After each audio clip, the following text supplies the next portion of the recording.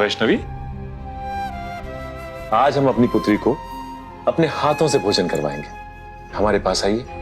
अच्छा, तो महल के बाहर भ्रमण करने की पुत्री की इच्छा भी आप ही पूर्ण करेंगे और इसे भोजन करवाने का आनंद भी आप ही उठाएंगे। आपको क्या लगता है राजन, हम बुद्धू लोग से आए हैं? आपकी चतुराई नहीं चलेगी राजन। आज हम स्वयं अपनी पुत्री को अपने हाथों से भोजन परोसेंगे। क्यों?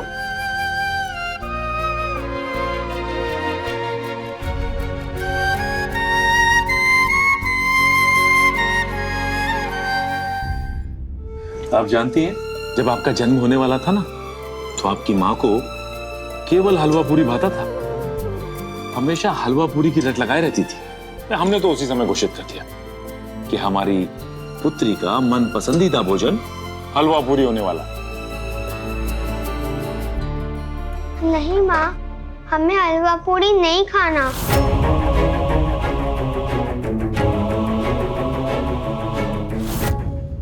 अच्छा, आज हमारी पुत्री कुछ और खाने की इच्छुक है ना?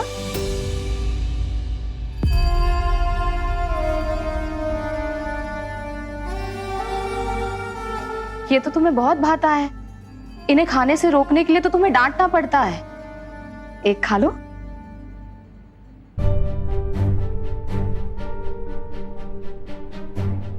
क्या हुआ है? कोई कष्ट, पीड़ा?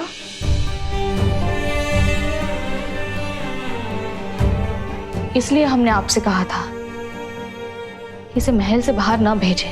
देखिए इसे, पता नहीं इस भ्रमण ने क्या कर दिया है हमारी पुत्री को।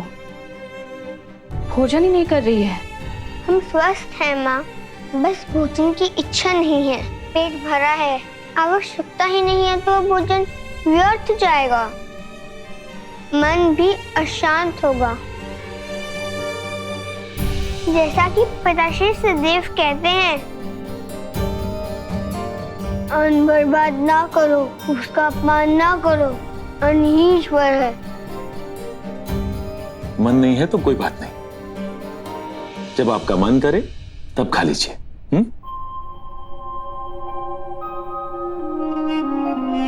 किंतु ये लड्डू बचेंगे या नहीं, ये हम नहीं कह सकते। वैष्णवी थक गई होगी, इसे आराम की आवश्यकता है। जाओ वैष्णवी।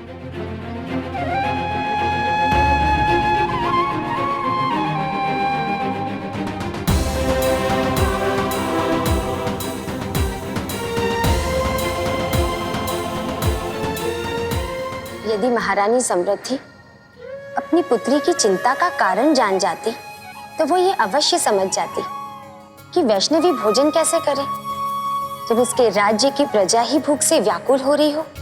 और एक बार माता रानी का जो दुख से साक्षात्कार हो गया तो उसका निवारण किए बिना उन्हें कदापि चैन नहीं आएगा।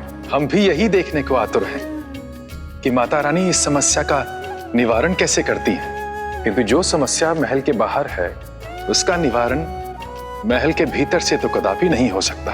नारायण, आपके कथन का तात्पर्य कहीं ये तो नहीं कि वैष्णवी स्वयं ही महल के बाहर पग रखेगी? आप भी अच्छा परिहास करती हैं। माता रानी की माया का भान अब तक किसी को हो पाया है क्या?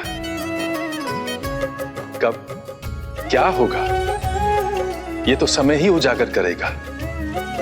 किंतु एक बात स्पष्ट है कि माता रानी शीघ्र ही इस समस्या का निवारण करेंगी।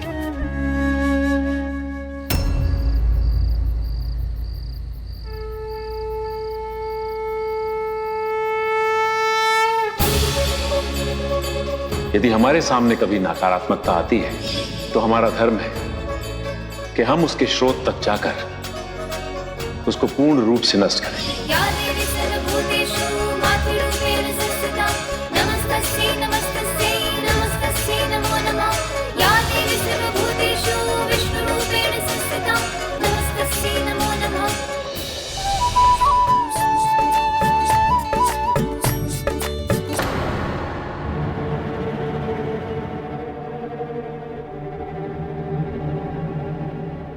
क्या करें? यदि महिपाल जी ने हमें महल से बाहर जाते हुए देख लिया तो सब गड़बड़ हो जाएगी। उन गांव वालों से मिल भी नहीं पाएंगे तो उनकी समस्या कैसे जानेंगे, और यदि जान नहीं पाएंगे तो समस्या का हल कैसे करेंगे, और यदि उनकी समस्या दूर नहीं हुई तो वो पिताश्री के बारे में बुरा भला कहेंगे।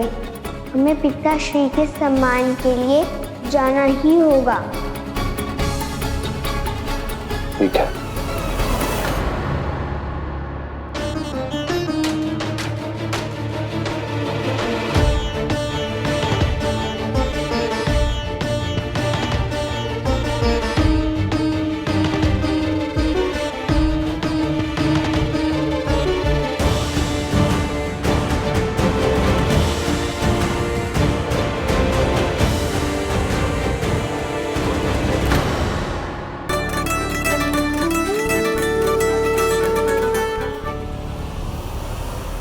महल के भीतर नहीं रोका तो यहाँ भी कोई नहीं रोकेंगे। क्या करें, महल से बाहर कैसे जाएं? आपके चेहरे की मुस्कुराहट ये सूचित कर रही है देवी कि महल से बाहर जाकर लोगों की सहायता करने के इस विशेष कार्य में वैष्णवी बिल्कुल अकेली नहीं है। नारायण की अर्धांगिनी हूँ, कुछ एक उपाय तो हमें भी आते हैं।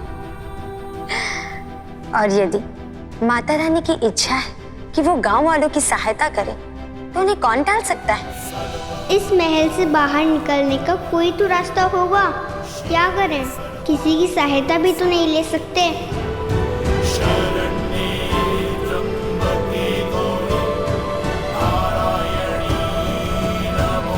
महाराज का आदेश है, चाहे कोई भी आ जाए द्वार नहीं खुलेगा, कल सुबह ही खुलेगा। दूसरी पारी का पहरी भी अभी तक नहीं आया, बहुत जोर से भूख भी लगी है, चलो देख कर आते हैं। चलो।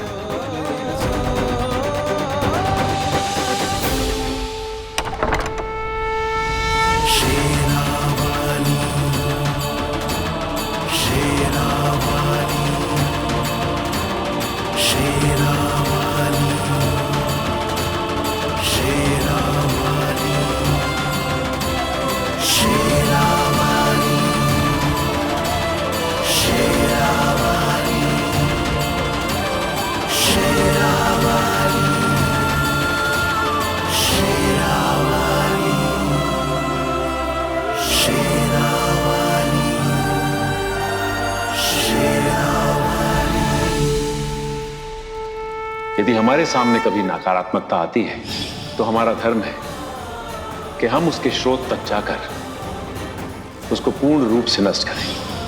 पिताश्री के लिए हमें करना ही होगा।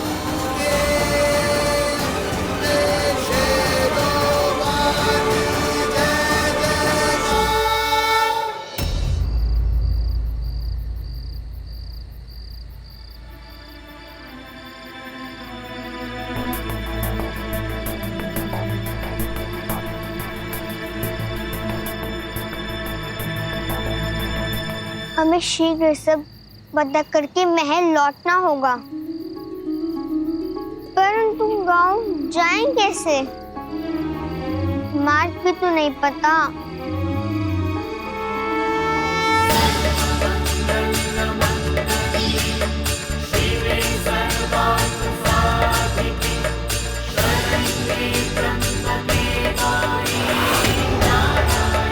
हाँ, मिल गया मार्ग।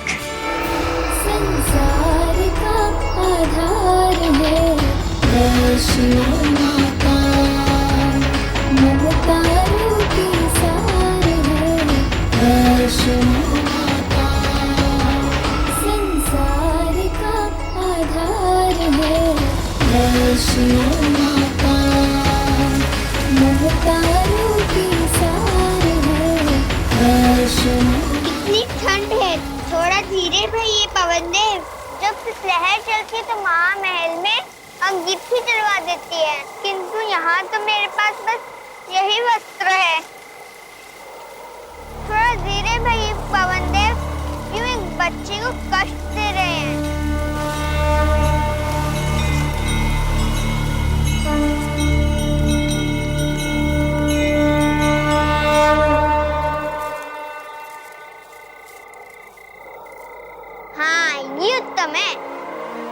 देख रहे हैं नारायण, पंचदेव भले ही आपके अधीन है, परंतु मेरी वैष्णवी के अनुरोध की उपेक्षा पवन देव भी नहीं कर सकते।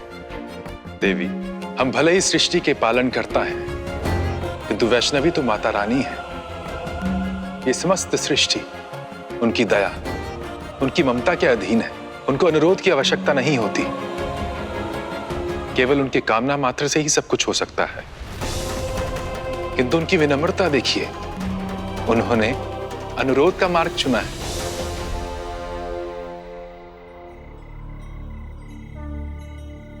ये पथ तो चंद्र की भूख जैसा है, कब से हम चल रहे हैं, खत्म ही नहीं हो रहा। पता नहीं कब पहुंचेंगे हम गांव।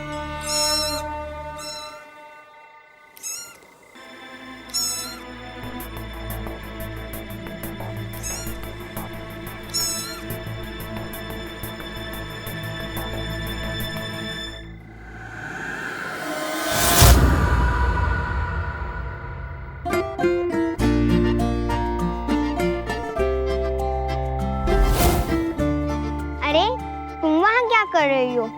उधर तो गोरैया अपना घर बनाती हैं। कहीं हमारी तरह तुम भी तो अपने घर से छुप के नहीं आई हो? चलो तुम्हें घर पहुंचा देते हैं।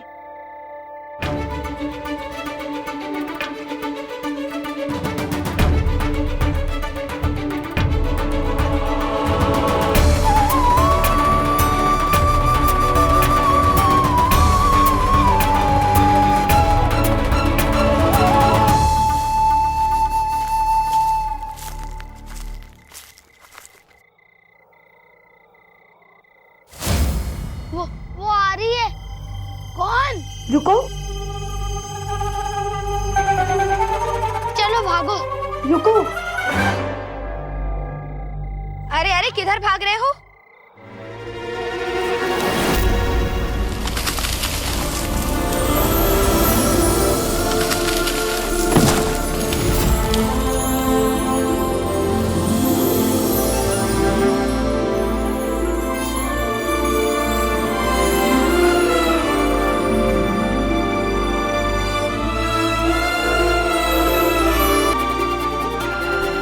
देवी, आप देख रही हैं माता रानी की लीला कि सहजता के साथ उन्होंने बच्चों की इच्छा की पूर्ति कर दी। ममताओं की सार है वैष्णो माता।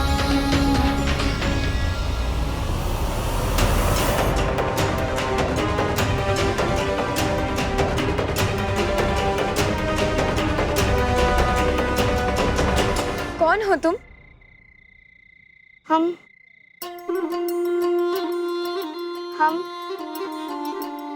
हाँ हाँ, तुम।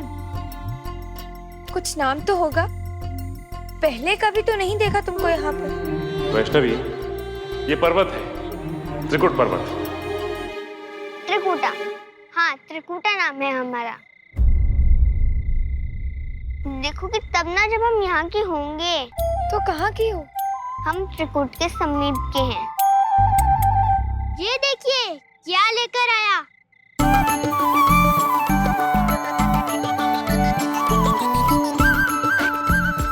इतने सारे लड्डू कहाँ से लाए?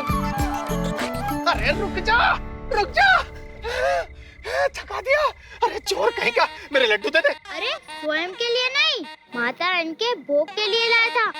अच्छा, माता रानी के भोग के लिए लाया था। पहले तो चोरी करता है, फिर झूठ बोलता है। अरे हमारे सामने मैंने अपने स्वयं की आंखों से देखा, तू लड्डू खा रहा था। नहीं, नहीं खाया मैंने। एक लड्डू को हाथ भी नहीं लगाया, केवल माता रानी के भोग के लिए लाया था। अच्छा, यानी कि हम झूठ बोल रहे हैं। पंडित लोग मत झूठ बोल रहे हैं।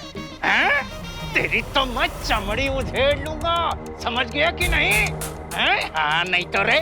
पंडित जी, माना उससे भूल हो गई, लड्डू मांग कर लाने चाहिए थे। भूख लगी होगी तो खा लिया होगा उसने। अरे लेकिन मैंने नहीं खाया है, सच्ची मैंने एक भी लड्डू नहीं खाया है।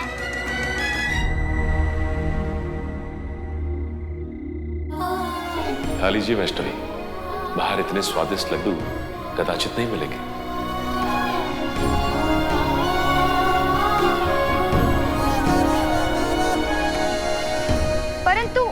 मंशा चोरी करने की या लड्डू खुद खाने की नहीं थी।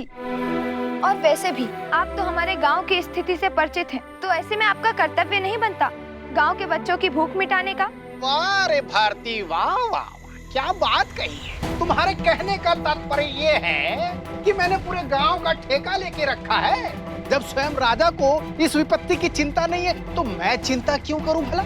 बताओ, कल को इस संपूर्ण गांव में अनाज समाप्त हो जाएगा तो राजा हमें सहायता करने आएंगे, हैं?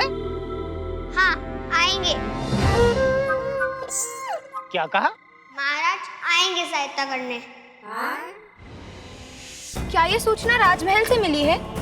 हाँ, वहीं से तो मिलेगी ना सूचना। महाराज रत्नाकर कल सूर्यास्त तक भोजन भेज देंगे। अभी तो ये पेड़ से गिरी थी और अब क्या नई कहानी बना रही है? यही सूचना तो देने हम आए थे यहाँ। अच्छा, अरे यहाँ तो लोग एक ही थाली के चट्टे बट्टे हैं। महाराज भोजन सामग्री भेजेंगे। हट! चलो चलो, तुम लोग भी अपने घर चलो।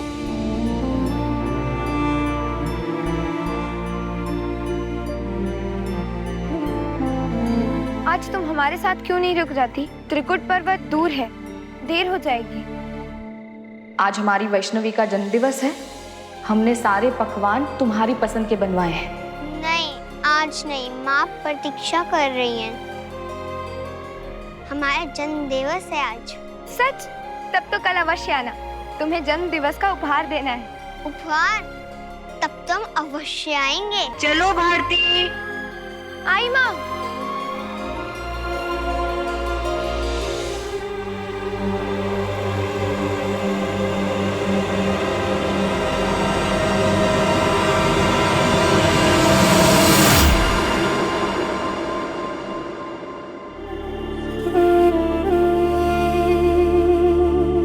कितना अंधेरा है, रात के पहिए के चिन्ह भी नहीं दिख रहे।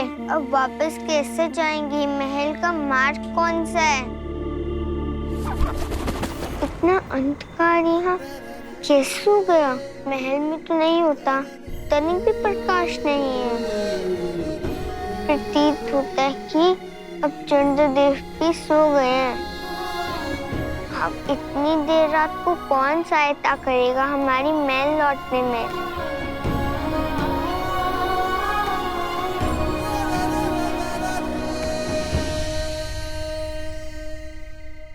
या देवी सर्वभूतेषु शक्तिरूपेण संस्थिता नमस्तस्यै नमस्तस्यै नमस्तस्यै नमो नमः। या देवी सर्वभूतेषु शक्तिरूपेण संस्थिता नमस्तस्यै नमस्तस्यै नमस्तस्यै नमो नमः। या देवी सर्वभूतेषु श्रद्धारूपेण संस्थिता नमस्तस्यै नमस्तस्यै नमस्तस्यै नमो नमः। या देवी सर्वभूतेषु विष्णुरूपेण संस्थिता नमस्तस्यै नमस्तस्यै नमस्तस्यै नमो नमः।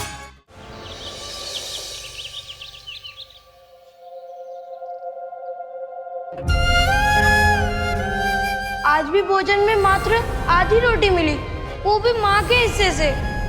माता रानी, हमें अधिक कुछ नहीं चाहिए, बस इस पेड़ के फल गिरा दो, हम सब मिल बांट के खा लेंगे। कल को हमारे इस गांव का अनाज समाप्त हो जाएगा तो राजा हमें सहायता करने आएंगे, हैं? हाँ, आएंगे। क्या कहा? महाराज रत्नाकर कल सूर्यास्त तक भोजन भेज देंगे। कह तो दिया गांव वालों से कि महाराज भोजन भेजेंगे, परंतु आज सूर्यास्त तक भोजन भेजे कैसे? देवी, प्रतीत होता है वैष्णवी ने स्वयं को एक विकट परिस्थिति में डाल लिया है। जब इच्छा प्रबल हो तो पर्वत भी मार दे देता है, और यहाँ तो माता रानी स्वयं गांव वालों की सहायता करना चाहती, तो भला उन्हें कौन रोक सकता है?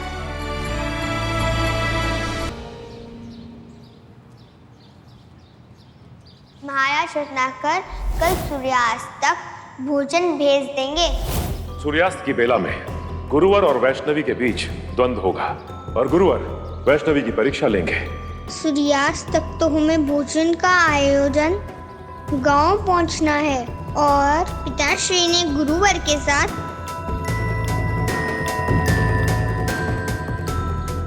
हम ये दोनों कार्य कैसे पूर्ण करेंगे?